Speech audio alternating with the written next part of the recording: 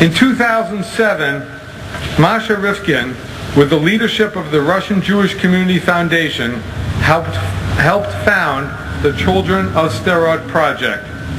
Sderot is the Israeli town, which Margot mentioned, that is adjacent to the Gaza Strip, and it has been attacked with hundreds of rockets in the past few years.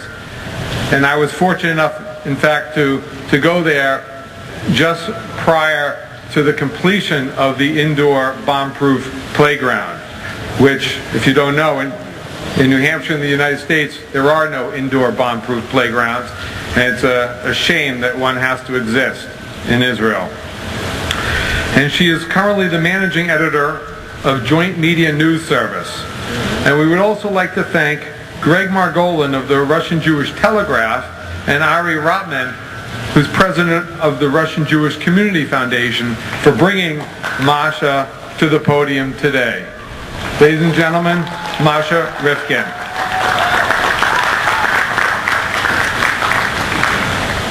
Good evening. First, let me just say I am so honored to be here with you all today, standing and showing my support for Israel. So thank you all so much for being here, and I feel very lucky to be here as well. In the last few days, we've seen events in Israel take a turn. The instability in Sinai led to a terrorist attack and the death of 8 people in Eilat, and over 100 missiles were subsequently fired by Hamas into southern Israel. These missile attacks are worrisome, saddening, and frightening, but perhaps most importantly, they are not new. 4 years ago, I was studying abroad for a semester in Tel Aviv. I had begun interning at a small newspaper, and my boss suggested I check out this town called Sderot. I would find it interesting, he said. An hour-and-a-half-long bus ride later, I found myself in a completely different world. Since 2001, Sderot had been ravaged by missiles, numbering at that time around 6,000. The siren, which you heard earlier, warning of an impending missile attack, gave at most 15 seconds for the residents to take cover.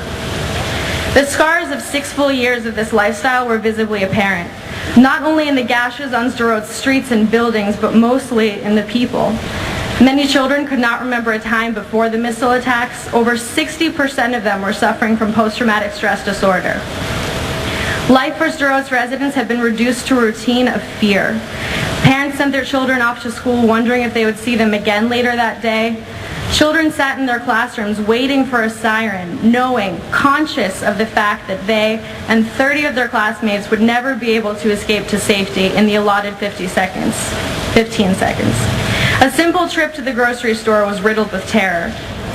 To say that life had been disrupted would be an understatement. There was no life, only survival.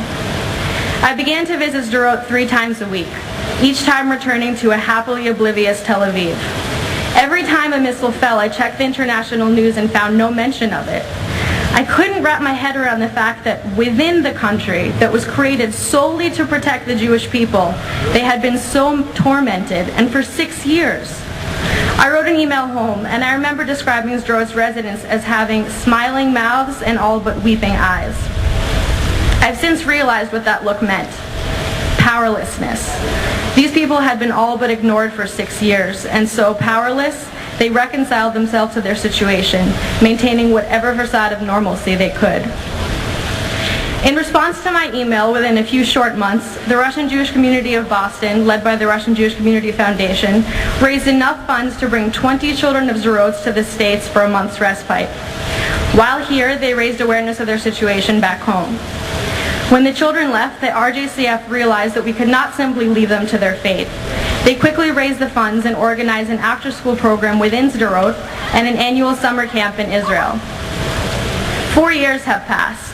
The after-school has grown from a place that allows Sderot's children to recoup the time and education they lost due to the missile attacks to a center of their community.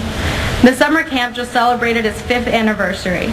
Each year, the campers actually count down the days to the camp, and each year, local Boston students travel to Israel to run it.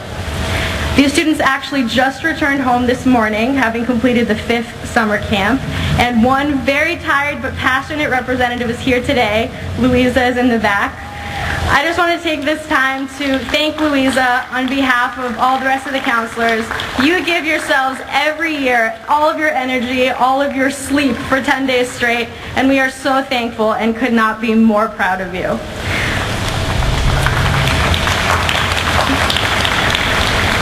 To put it in perspective for you, each year about 17 to 20-year-olds take on an entire organization of a summer camp day to day, and a camp of 50 traumatized and, let's face it, 12-year-old children, which is never easy no matter if there's trauma or no trauma. So you guys do amazing work, and you should be very proud. We are immensely proud of what we have built in Sderot. Not only a community within the city, but international support network for its residents. Today the picture in Sderot has changed slightly. The frequency of missile attacks has lessened, bomb shelters are more abundant, and Iron Dome is promising. But we still have a lot left to do to repair the damage of the past 10 years, and we plan on staying. Greg Margolin, Executive Director of RJCF, recently said that the Sderot project is really not about a small Israeli city, but about the future of the Jewish people. I could not agree more. What we allow to happen in Israel, we essentially condone for ourselves. Whatever transgressions we permit or stay silent about sends the message that we are indifferent, and that is a message that we can't afford. My most painful memory of Sderot will always be not the injury nor the harm I witnessed.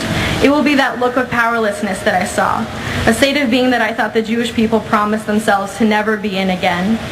We showed to Sderot that we kept that promise, and you're showing it to Israel today. Thank you.